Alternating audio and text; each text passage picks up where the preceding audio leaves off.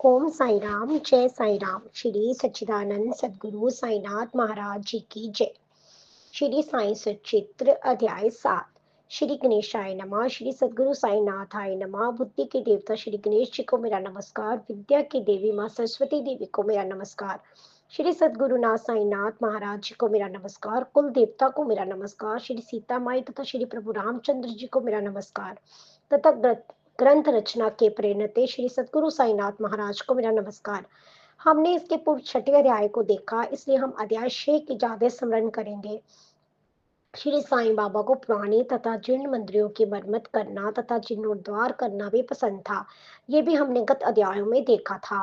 बाबा हमेशा लोगों की सहायता करने के लिए दौड़कर आते थे। उनके लिए बाबा ने अपने शरीर पर बिल्कुल ध्यान नहीं दिया। बाबा अपने भक्तों के लिए अपनी जान की परवाह नहीं करते थे। उनके दुख भी अपने ऊपर ले देते थे।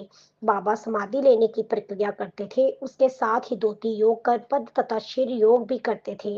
बाबा को हिंदू कहा जाए तो उनको देखकर ऐसा लगता था कि वे मुस्लिम हैं। उनका पहनावा देखकर तो ऐसा लगता है कि उनकी रहन सहन तथा व्यवहार देखकर बाबा का धर्म तथा जाति क्या है ये कहना भी जरा असंभव प्रतीत होता था। बाबा हिंदू तथा मुसलमान के दोनों समुदायों पर एक जैसा प्रेम करते थे। रामनवमी ये हिंदुओं का त्योहार था, उस त्योहार को बाबा धूमधाम से मनाते थे। वे सभागार में पालना लगाकर श्री रामायण तथा कीर्तन का भी आयोजन करते थे। सभा मंडप के मध्य में पालना बांधते थे और भगवान श्री राम जी के कीर्तन करके रात को संदर की शोभा यात्रा निकालकर मुस्लिम भाइयों के साथ उत्सव भी मनाते थे। उस दोनों उत्सव में हिंदू तथा मुसलमान भाई समान रूप से उपस्थित रहकर दोनों त्योहार सम्मान भाव एवं खुशी से मनाते थे। रामनवमी के दिन कुश्तियों का आयोजन भी करते थे तथा घोड़ों को सजाकर तथा भाग लेने वाले स्वर्धक अपने ऊपर पगड़ियां बांधकर उत्सव को मनाते थे तथा सर्वदा जीतने वालों को उचित पुरस्कार भी देते थे। अपने कान का छेद न करने के हिंदू धर्म में मान्यता है, लेकिन मुस्लिम धर्म में ऐसा कराना प्रतिबंधित है। मगर अगर बाबा मुस्लिम रहते तो उनके कान का छेदना नहीं होता। इसके बावजूद कुछ लोग ऐसे थे कि जो लोग बाबा मुस्लिम हैं ऐसे सोचते थे और इसके विपरीत हिंदू समुदायों के लोग बाबा को हिंदू समझते थे। इसलिए बाबा की तुलना हिंदू है या मुस्लिम ये हम कैसे कह सकते हैं। ऐसे ही है श्री साईनाथ महाराज का अवतार था। अगर उनको हिंदू कहा जाए तो उनका नित्य रहना मस्जिद में था और वह दिन रात मस्जिद में ही रहते थे। हिंदू धर्म में जो भी पर प्रगानता विधि थी उसका पालन श्री साईं बाबा बराबर करते थे। हिंदू धर्म में चक्की पीसना, घंटा तथा शंख बजाना तथा मस्जिद में अग्नि पूजा एवं अन्य यज्ञ आदि का कार्य बाबा करते थे तथा बाद में वे अग्नि में आहुति भी समर्पित करते थे। इसके बाद भी अन्न दान, भजन, अर्घ देना तथा पाद पूजन भी बाबा करते थे। इसलिए हम उनको मुसलमान कैसे कह सकते हैं। बाबा के मुख में हमेशा हरि का नाम रहता था। वे अपने दरबार में शुद्ध, अतिशुद्ध तथा मुसलमान अन्य कोई भी जाति धर्म के लोगों को एक ही साथ सम्मान भावना को देखते थे। श्री साईं बाबा के दरबार में कोई राजा, रंक, भिखारी या कोई लक्ष्मी पुत्र भी रहे तो भी वह उसके साथ एक समान दृष्टि रखते थे। बाबा का देह सिर्फ मानव का था, लेकिन उनके सभी कार्य वत्स स्वरूप थे। इसलिए अब किसी को भी कोई संदेह नहीं होना चाहिए कि श्री साईं हमारे एकमात्र ईश्वरीय अवतार हैं। अब श्री साईं बाबा तो शिरडी के ही सभी लोगों के हृदय में बसे थे। ग्रंथ लेखक श्री गोविंद दामोलकर जी कह रहे हैं कि मैं बाबा के जीवन पर आधारित ग्रंथ लिखने वाला एक अज्ञानी तथा पामर हूँ। बाबा ने अपने जीवन में जो कुछ भी चमत्कार किए उसका वर्णन करना मेरे वश में ही नहीं था है मेरे पास शब्द ही नहीं है। श्री साईनाथ महाराज ने अपनी जीवनी में अनेक देवी देवताओं के मंदिरों का जीर्णोद्धार किया तथा श्री ताते पाटिल के पास श्री शनिदेव, गणपति, शंकर पार्वती, ग्राम देवी और व्यवस्थापन था। उसको सुव्यवस्थित रखने के लिए भी बाबा ध्यान देते थे। बाबा को दक्षिणा के फलस्वरूप जो भी पैसे मिलते थे उसे बाबा धर्म कल्याण हेतु खर्च करते थे तथा जो कुछ पैसा बचता था उसको लोगों में ही बांट देते थे। बाबा जब खुशी तथा उत्साह में रहते थे तब किसी को 10 रुपए, किसी को 15 तो किसी को 50 रुपए तक दे देते थे। बाबा कहते थे कि मेरे पास कुछ पैसा आता है, वह धर्म के नाम से लोग मुझे दक्षिणा में देते हैं। मैं उस राशि को जिसको भी देता हूँ उन पर मेरा विश्वास है, उस राशि का अच्छे कार्य के लिए उपयोग है हो, यही मेरी धारणा है। बाबा के आशीर्वाद से अनेक लोग निरोगी हो गए थे। जो लोग दुष्ट प्रवृत्ति के थे वह भी संस्कारी बने। बहुत सारे ऐसे थे जो कुछ रोगों से पीड़ित थे और वह भी अच्छे हो गए। बाबा बहुत सारे नेत्र रोगी तथा अंधे लोगों को किसी भी प्रकार की दवाई दिए बिना ही उनको दिव्य दृष्टि प्रदान की।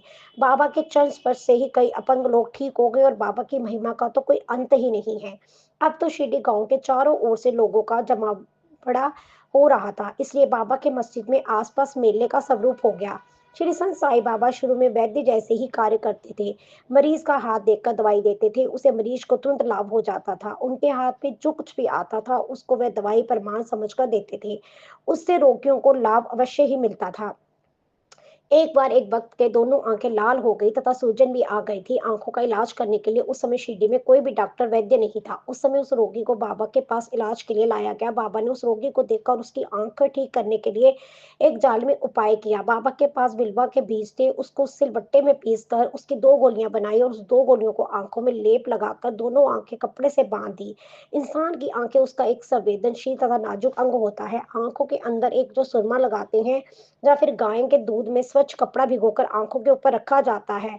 कुछ वैद्य तो शीतल या ठंड होने के लिए कपूर की पट्टियां आंखों के ऊपर रख देते हैं या तो आंखों में अंजन डाल देते हैं। लेकिन इस नाजुक आंखों पर बाबा द्वारा बिल्वा को कूटकर उसका लेप जब आंखों पर लगाया तो उसे लोग देखते ही रह गए, क्योंकि बिल्वा का तेज शरीर के किसी भी अंग पर गिरने से उस भाग पर जख्म हो जाता है। लेकिन अब आंखों जैसे नाजुक भाग पर इस प्रकार का जालिम लेप लगाने से आगे क्या होगा, ये समस्या सबके सामने खड़ी हो गई थी। लेकिन जब बाबा ने दूसरे दिन उसकी आंखों की पट्टी निकाल ली तो तब आंखों पर ठंडी पानी डालकर आंखों को खोलने के लिए जब बाबा ने कहा तो उस समय सब लोग देखते ही दंग हो गए। उस रोगी की आंखों की सूजन एकदम पूर्ण तरह से उतर गई थी तथा उसकी दोनों आंखें स्वच्छ तथा सफेद सी सुंदर दिख रही थी। जिस प्रकार से केवल बिल्वा के प्रयोग से बाबा ने उनका नेत्र रोग ठीक कर दिया, उसी प्रकार अनेक प्रकार के दुर्गम रोग बाबा ने ठीक किए थे, जिसका अनुभव लोगों ने लिया। उस जमाने में धोती पोती जैसे अनेक जोगिक क्रियाओं का ज्ञान बाबा को था। उसको करने के लिए बाबा एकांत स्थल में जाते थे। कभी-कभी जब बाबा नहाने जाते थे, तब अपनी पेट की सभी आंतड़ियों को अपने मुख के मार्ग से बाहर निकालते थे तथा उनको पानी से साफ कर कर सूखने के लिए डालते थे। मस्जिद के पास से कुछ दूर तक बड़ वृक्ष था, उसके ऊपर वह कुछ दो दूर 2 दिन के अंतराल में जाते थे। गर्मी के दिन जब बहुत धूप रहती थी तब बाबा वहां जाते, जहां पर वृक्ष के पास के गड्ढे में शीतल जल रहता, उस जल को निकालकर बाबा अपना मुख मार्जन करते।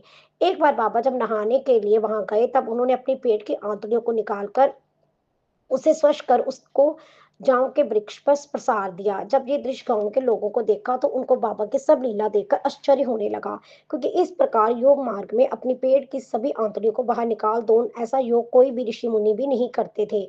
इसका कोई योग शास्त्र में उल्लेख भी नहीं है, पर जिन लोगों ने ये सब अपनी आंखों से देखा है उस समय के कुछ लोग शिरडी में अभी भी हैं, अपना जीवन व्यतीत कर रहे हैं। बाबा कभी कभी खंड योग करते थे और कभी कभी अपने शरीर के अंग जैसे हाथ पैर अपने शरीर से अलग करते थे।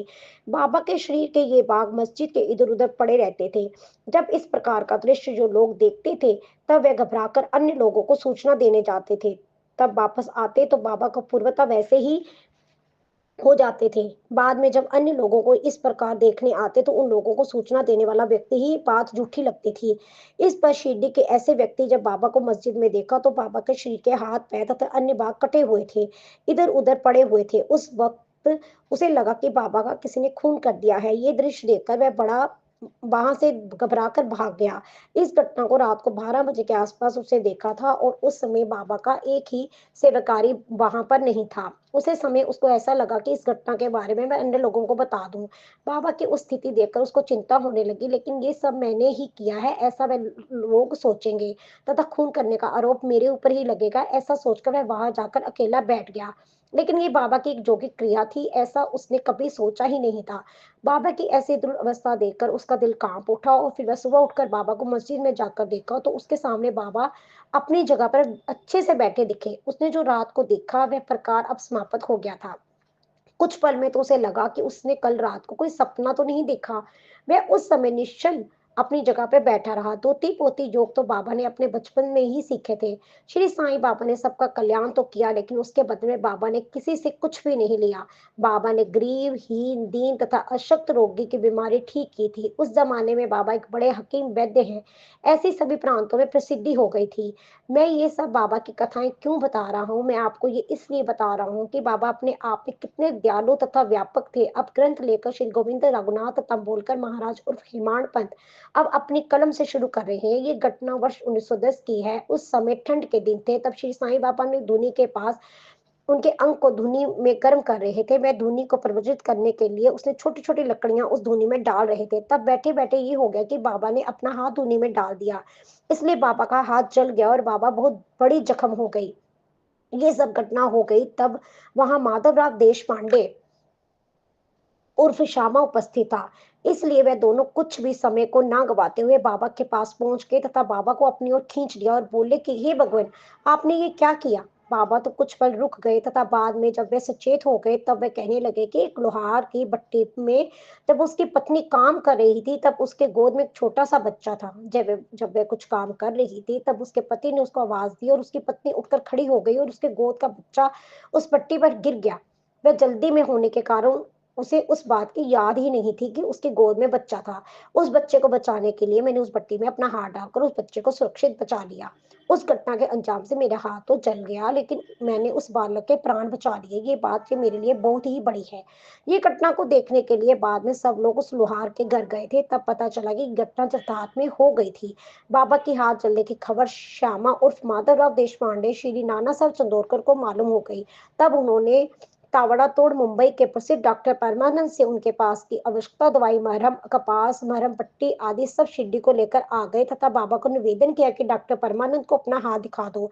जलने वाले हाथ का उपचार करने के लिए बाबा कतई भी तैयार नहीं हुए। जले हुए हाथ की मलहम पट्टी बोगाजी शिंदे ये महारोगी भक्त करता था। जलने वाले हाथ के बाग को तेल लगाकर मसाज करना तथा उस पर पान लगाकर उस पर पट्टी लगाने का काम बोगाजी शिंदे बखूबी करता था। श्री नाना साहब चंदोरकर जी ने बाबा को एक बार फिर निवेदन किया कि आप डॉक्टर परमानंद से आपके स्वास्थ्य की जांच कीजिए और उसने यथोचित दवाई वगैरह लीजिए, तब आपको जल्द स्वस्थ सुधार होगा। डॉक्टर परमानंद ने भी बाबा को निवेदन किया लेकिन बाबा उसके लिए कतई भी तैयार नहीं हुए। वे हमेशा कहते थे कि अल्लाह ही मेरा वैद्य है तथा मुझे डॉक्टर से कोई भी जांच तथा इलाज करने की आवश्यकता ही नहीं है। इस तरह से डॉक्टर को बाबा का इलाज करने का सौभाग्य तो नहीं मिला लेकिन उनको बाबा के दर्शन करने का सौभाग्य जरूर मिला। बाबा जब लेडी को जाते थे तब बाबा के ऊपर छतरी पकड़ने का काम बोगाजी शिंदे करता था।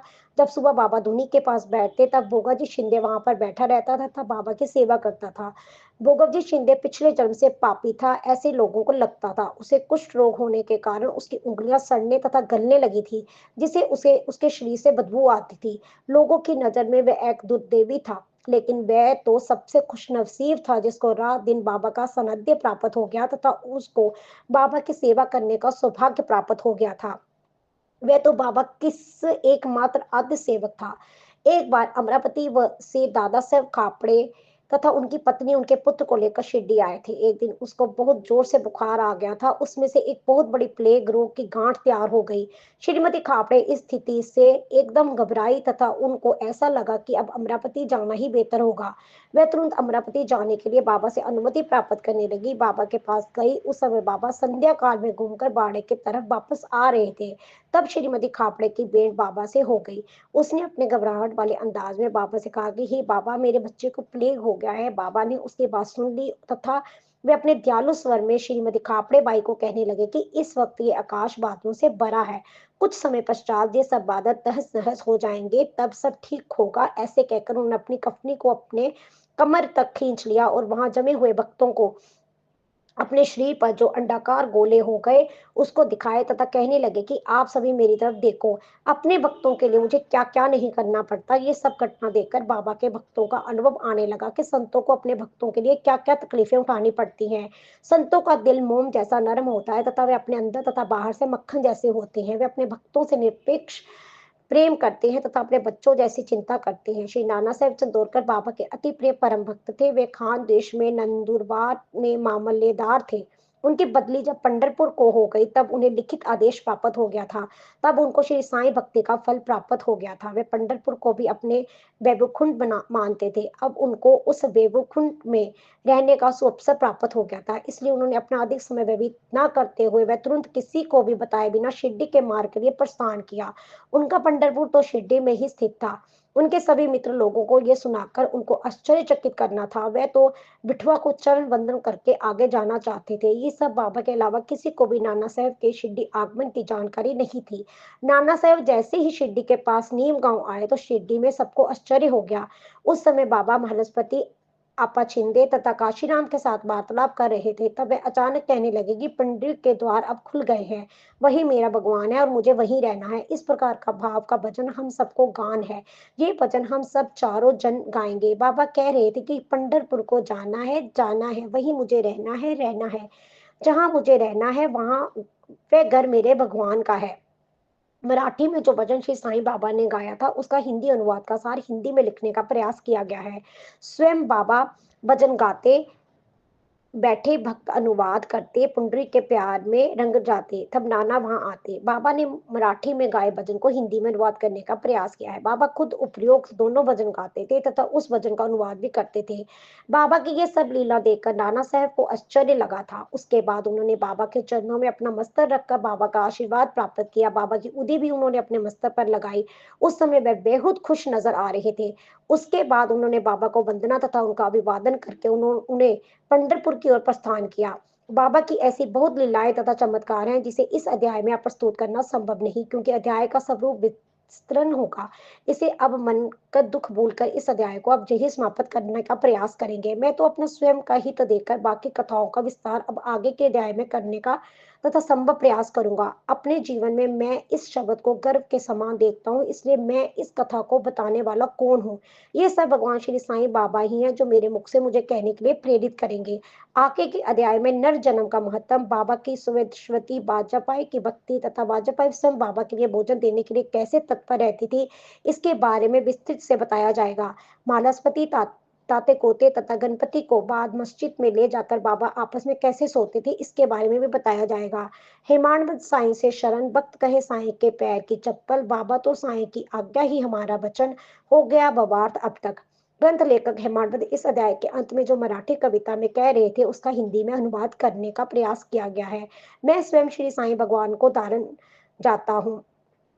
मैं तो श्री साईं के पैर की चप्पल हूँ। अब मुझे मेरे भगवान श्री साईं जो कुछ कहेंगे यही मैं आगे लिखने का प्रयास करूंगा। ऐसा कहकर मैं इस अध्याय का आशय आपके सामने रखने का मैंने प्रयास किया। इस तरह संत तथा सज्जनों से प्रेरित तथा भक्त हेमाडपंत रचित श्री साईं चित्र ग्रंथ का विविध कथा निरूपण संबित ये 7वां अध्याय अब समाप्त होता है। श्री सद्गुरु साईनाथ अर्पण मस्तु। शुभम भक्तु। ओम साई राम, जय साई राम। बाबा साईं सबकी भली कर रहे हैं।